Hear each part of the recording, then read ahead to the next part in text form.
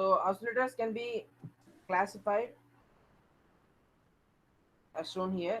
So based on the output waveform, we can classify the oscillators based on the output. Sinusoidal oscillator and non-sinusoidal oscillator. If the output is sinusoidal, then we can call that circuit oscillator circuit as sinusoidal oscillator. If the output is other than sinusoidal, then we can call that oscillator as non-sinusoidal oscillator. So this is based on purely based on output. This classification is based on output waveform. If I want to classify the oscillators based on the circuit component used inside the oscillator circuit, if I use only inductor and capacitor, we can call those oscillators as LC oscillators. If I use R and C, then we'll call those oscillators as RC oscillators. So this classification is purely based on circuit components used. Also, one more classification based on the output waveform frequency. Oscillator will generate some waveform, right? So that waveform will have different frequencies. So based on what is the operating frequency of the output waveform of oscillator, if the frequency is in the between the range 20 to 200 kilohertz, then we can call the oscillators as low frequency oscillators or audio frequency oscillators. So if the frequency range is other than this, that is 200 kilohertz to in the gigahertz range, then we can call the oscillators as high frequency oscillators. And please note, all these three classifications are independent to each other.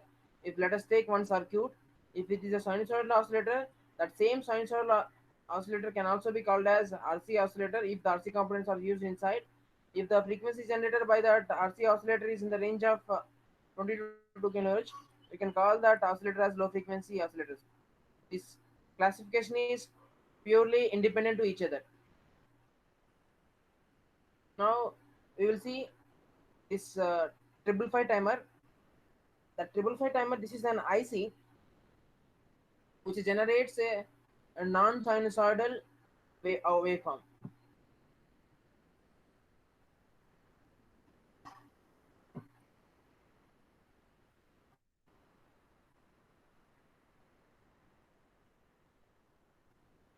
And this is a 8 pin IC.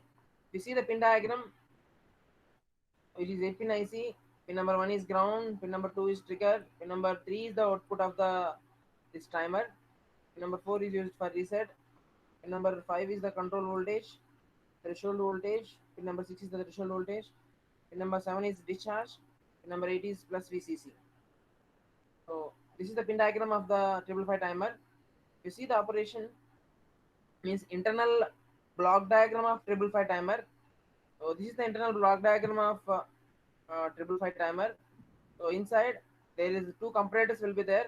Comparators means operational amplifier operating in open loop configuration, and one SR flip flop will be there, and one transistor, that is BJT. One BJT will be there, and one resistive network. With the help of this resistive network, we will apply 1 by 3 VCC to one comparator. We will apply 2 by 3 VCC to one more comparator. So you just please observe here, same voltage division rule I am using. So this is grounded. If I want to know the voltage across here, so this is plus VCC. All are same resistances. Here I am using three resistors to give these voltages, whatever the voltages is showed here. Give these voltages. So if I want to find out the voltage across here, I will use voltage division rule. So total voltage across these three resistors is VCC multiplied by where I want the voltage. I want voltage across this resistor. So that resistance divided by total resistance. Total resistance is 3R. So you will get across this resistor VCC by 3. So that is only 1 by 3 VCC. If I want same way across here, now whatever the formula I use, same I will write. Total voltage across this resistor is VCC. So I want across 2R, right? 2R total resistance is. I want the voltage across 2R. That's why 2R divided by total resistance is TR.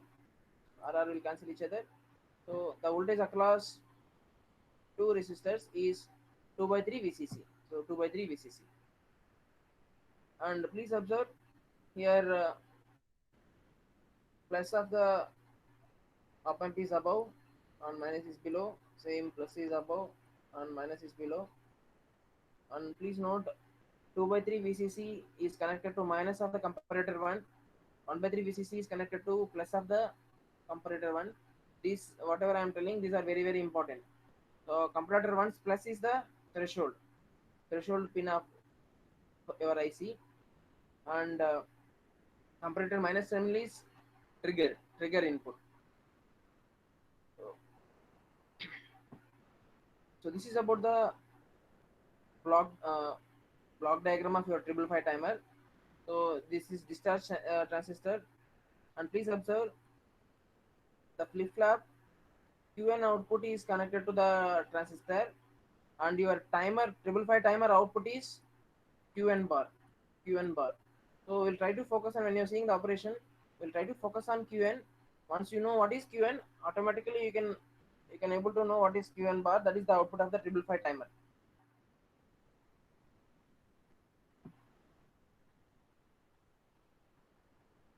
So now with the help of 555 timer, we want to generate some square wave. So for that to generate, we are connecting the 555 timer shown here. So this is till here is 555 timer. This circuit is externally connected to your 555 timer. Externally connected to 555 timer.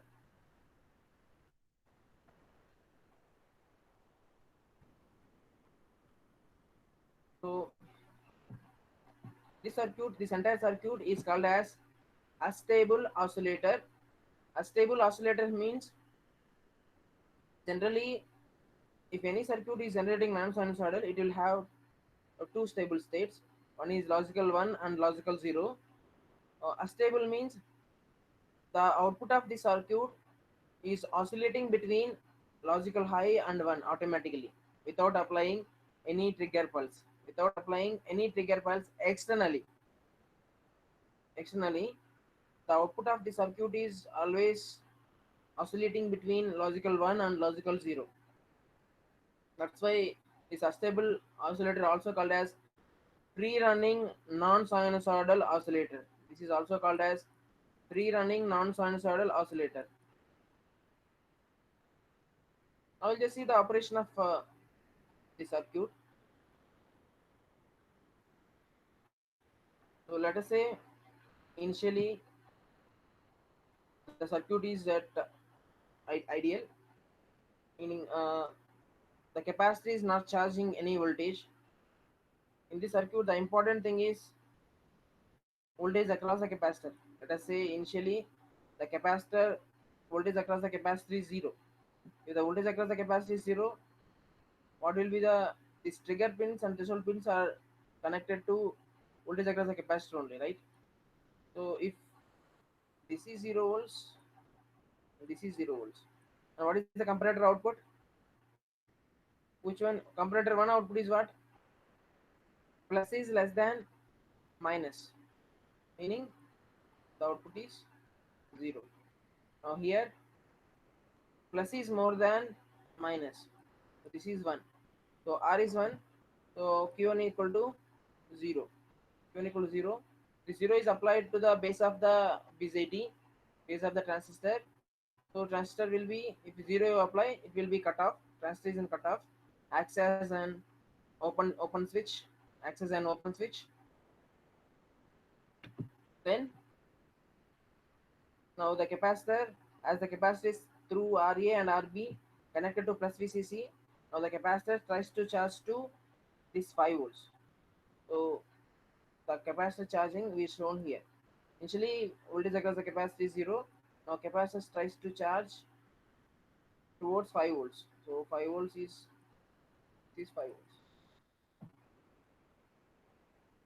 Right? As the capacitor is connected to 5 volts, capacitor tries to charge to that 5 volts. So now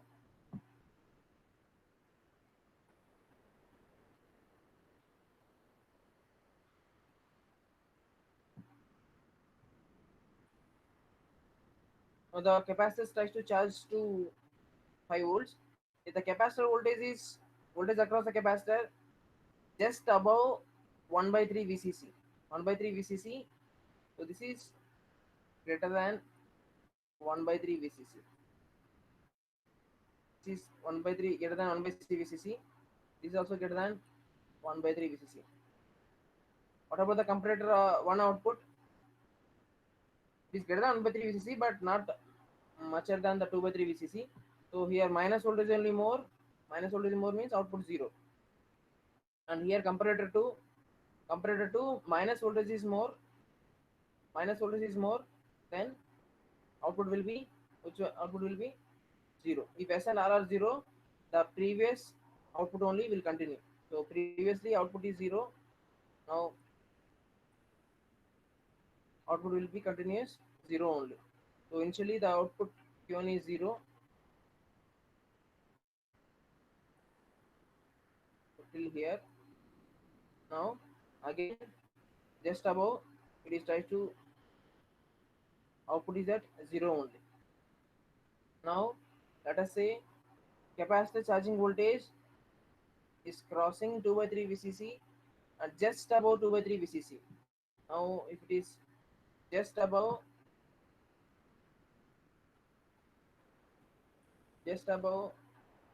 2 by 3 VCC, is 2 by 3 VCC, 2 by 3 VCC. The capacitor voltage, the voltage across the capacitor is just above 2 by 3 VCC, meaning here, Now what happens to the comparator 1 output? Comparator 1 output, now just above 2 by 3 VCC means plus is more. If plus is more, comparator 1 output is 1, and just above 2 by 3 VCC means minus is only more. If minus only more, then comparator 2 output is 0. As S equal to 1, the output of the SR flip flop is 1. Now see, as the this one Q1 output is connected to discharge transistor, that is QD, because 1 is applied, the transistor goes to saturation and acts as a closed switch. Now there will be a closed path here. This connection will be there as the transistor is in saturation and acts as a closed switch, and the point, this is 7 will be connected to ground. Point will be connected to ground through the help of QD. Now capacitor till now only have charging path. The capacitor charging path is RA, RB, C. So the charging time constant is equal to capacity charging through RA plus RB, C. Now if you see the derivation, there is some term will come. The term will see 0.693 something. But you just see the capacitor charging path is RA, RBC. So once the capacitor voltage across capacitor is just above 2 by 3 VCC, now this QD will on. QD will on providing one more path. Now the capacitor tries to discharge through RB and through this QD. Capacitor is connected to ground. Now the capacitor tries to discharge. So now once this QD is on, the capacitor nowhere tries to charge towards the 5 volts. It finds the discharge path. The voltage across the capacitor tries to discharge. Means voltage across the capacitor again fall below 2 by 3 VCC. Fall below 2 by 3 VCC. So it is keep on falling like this. If the capacitor voltage is just below 1 by 3 VCC,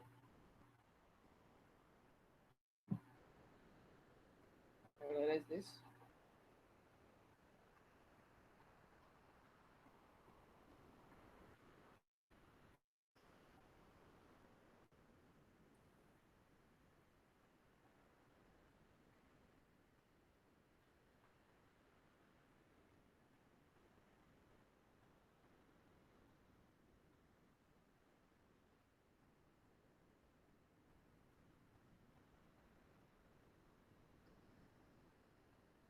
The capacitor voltage is less than 1 by 3 VCC.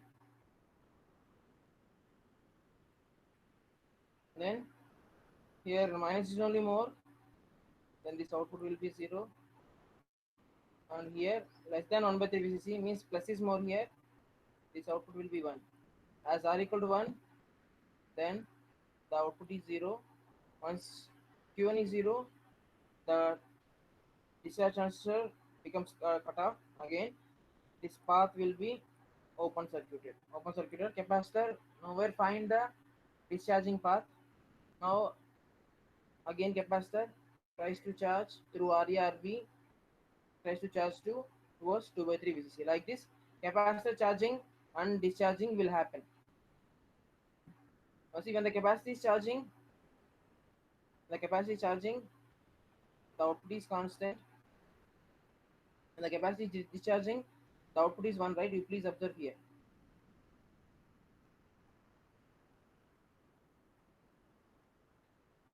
Output will be 1 when the capacitor is discharging. Qn I am talking about. Qn is 1. And the capacity charging, Qn is 0. Again, Qn is 1. Just about Qn. Once Qn you know properly, you can able to decide the what is the 555 timer output, right? Oh, that is Qn bar. Qn bar.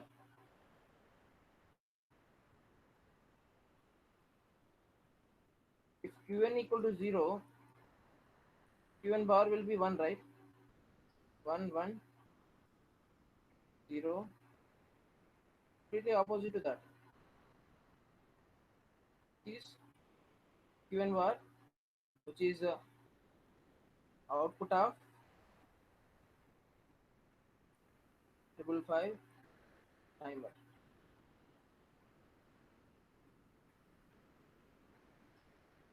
Output of 555 timer. So you just observe here in this duration. And the capacity charging, the output of 555 timer is high. If the capacity is discharging, the output of 555 timer is low. So this is capacitor charging, that is TC, capacitor discharging. And please note, this width will be very, very less. The discharging width will be very, very less because capacitor discharges through RB and the discharging time constant is RBC. RBC. Charging time constant is RA plus RBC. So obviously TC will be more and the TD will be less. You understood, right? From this operation you have to remember, when the capacity is charging, the output is high. When the capacity is discharging, the output is that 555 timer output is low. This only has to be remembered.